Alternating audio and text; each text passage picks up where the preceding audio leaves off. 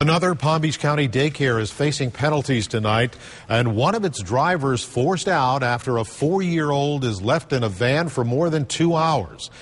In an interview you'll see only on 5, the child's mother explains why she is not faulting the daycare. Katie Legrone brings us the exclusive. Katie? Jim, the 4-year-old boy is fine after the September incident that left him locked in a van and his mother asking the daycare some tough questions.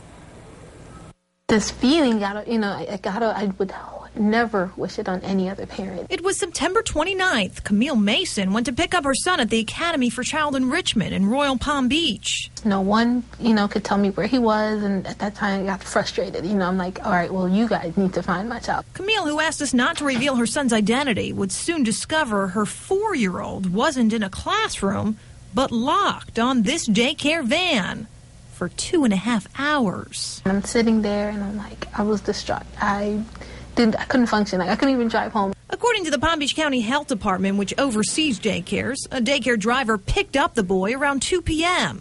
and a half hour later signed logs indicating the boy had arrived. You saw the parents, everyone being picked up. Why didn't you knock on the window?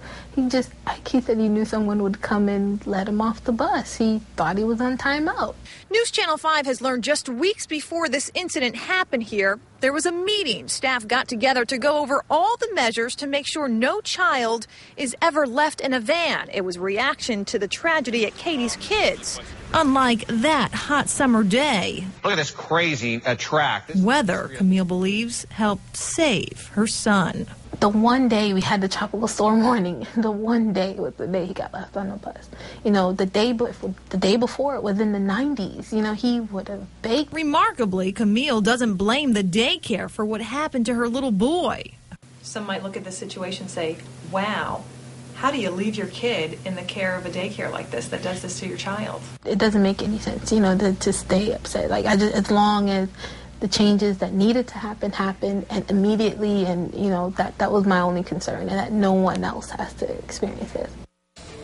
And the driver of that van was fired immediately. The daycare is facing several county charges, which will be determined next month. Its owner did not want to talk on camera, but did fax us memos sent out to parents after this incident became public. You can read those for yourself by logging on to our website, WPTV.com, and click As Seen on 5. Katie Legrone, WPTV News Channel 5.